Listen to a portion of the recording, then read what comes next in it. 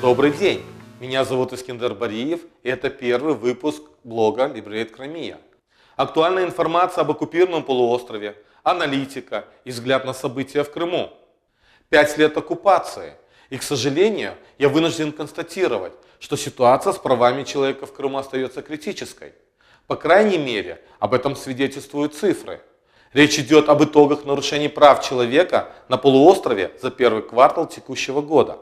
Буквально сразу после Нового года мы стали свидетелями нового витка репрессий против представителей коренного крымско-татарского народа и проукраинских активистов, который продолжается по сегодняшний день.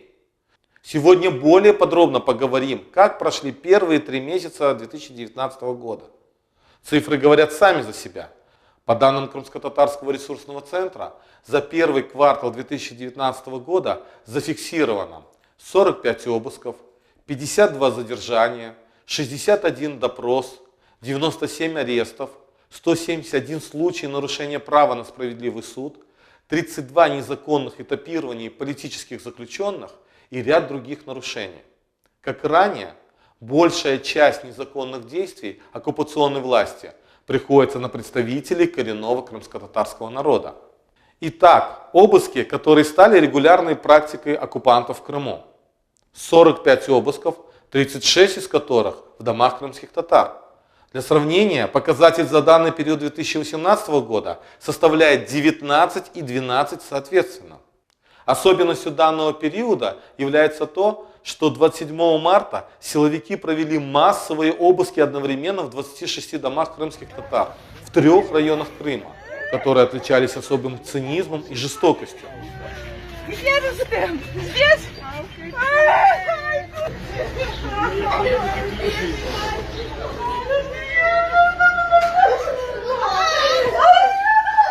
Оккупанты разбивали стекла окон, ломали двери, подбрасывали заранее подготовленную запрещенную литературу. А среди людей, пришедших к месту событий, сотрудники ФСБ в гражданской одежде проводили провокационные действия, снимали на камеры лица активистов.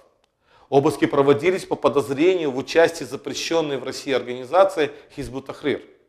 В результате задержано 23 активиста. Прогнозы в данном деле неутешительные.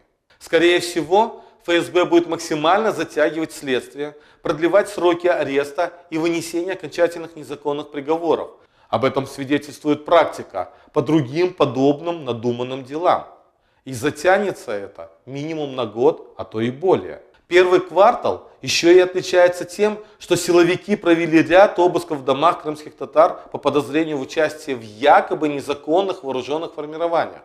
Ранее фиксировались подобные случаи, но они были единичными. Очевидно, ФСБ ищет все новые и новые основания для дальнейших репрессий крымских татар.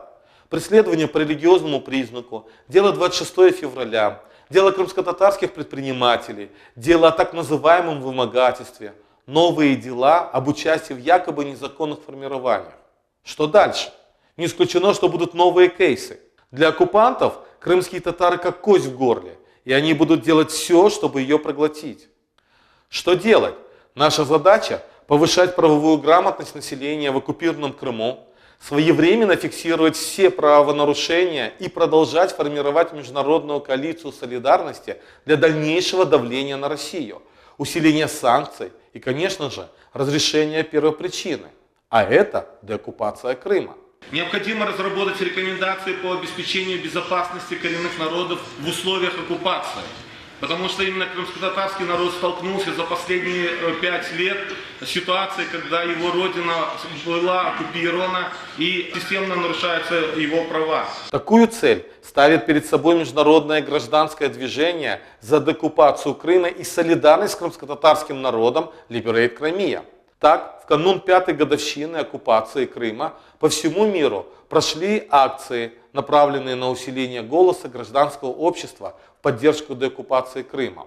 Сегодня по миру путешествует крымско-татарский флаг в рамках акции, объединенные флагом Liberate Crimea. Флешмобы в рамках данной акции важны для объединения усилий по деоккупации Крыма, проявления солидарности с крымчанами, информирование международной общественности о нарушении прав на полуострове, а также в объединении украинской и крымско-татарской диаспор, а также граждан стран Запада.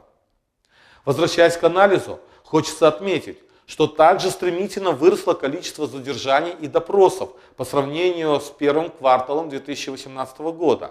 Например, если за первый квартал 2018 года было зафиксировано 28 случаев задержаний, то за такой же период 2019 в оккупированном Крыму зафиксировано 52 случая, 41 из которых в отношении представителей крымско-татарского народа, что почти в 2 раза выше предыдущего. Количество допросов и бесед близко к количеству задержаний, поскольку они, как правило, проводятся после таковых.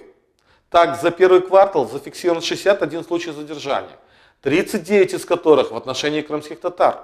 В прошлом году за такой же период было известно о 40 таких случаях. С чем можно связать такую активность оккупантов? Усиление репрессий может быть связано с массовыми акциями по всему миру, заявлениями и санкциями западных стран 5-й годовщины оккупации Крыма, как месть оккупантов. Также за первые 3 месяца 2019 года на полуострове зафиксировано 97 арестов, 67 из которых в отношении представителей коренного народа. Из 97 случаев 39 новые аресты, 58 случаев продления срока содержания под стражей. За данный период был оглашен приговор 4 фигурантам дела Таблиги Джемат.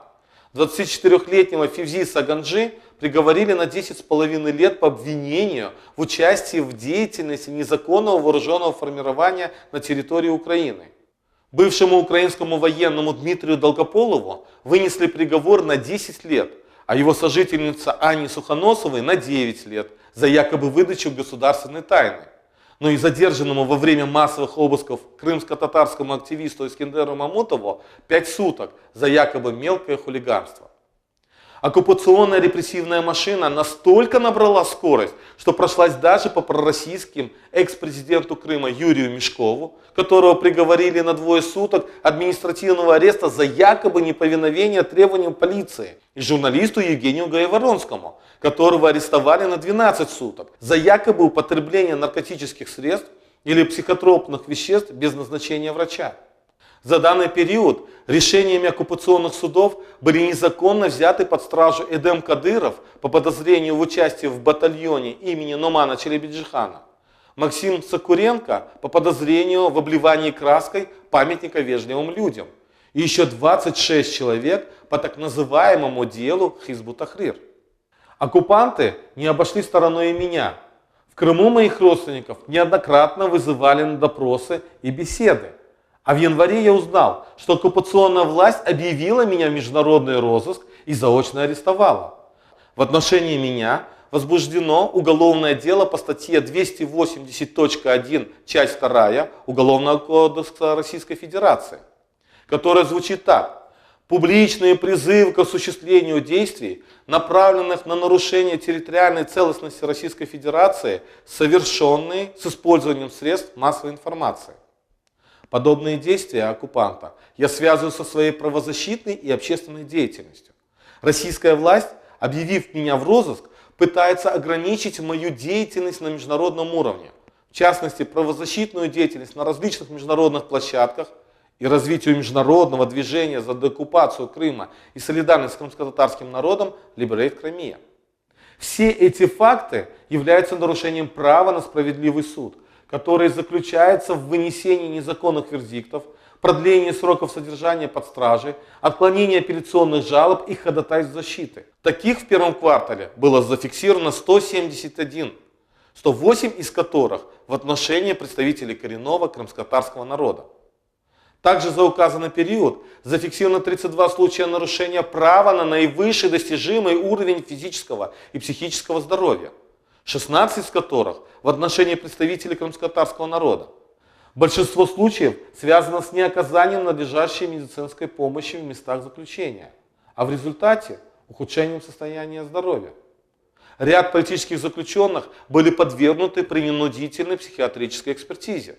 Помимо всех этих кричащих фактов, наши эксперты продолжают фиксировать нарушения образовательных прав. Крымские татары и украинцы все больше и больше лишаются права на изучение родного языка. Хотя согласно Конституции оккупантов и крымско-татарский, и украинский языки являются государственными.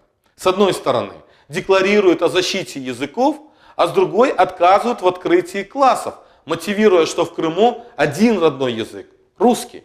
Я, конечно же, уважаю язык, на котором говорили и творили Пушкин, Тургенев, Достоевский, Булгаков, но ведь наши дети должны иметь право изучать родной язык, который им передается от родителей, а не от оккупационной власти. Сегодня активно разрушается экосистема Крыма, проводятся военные учения, милитаризация полуострова, пропаганда военной службы и незаконный призыв в ряды вооруженных сил Российской Федерации.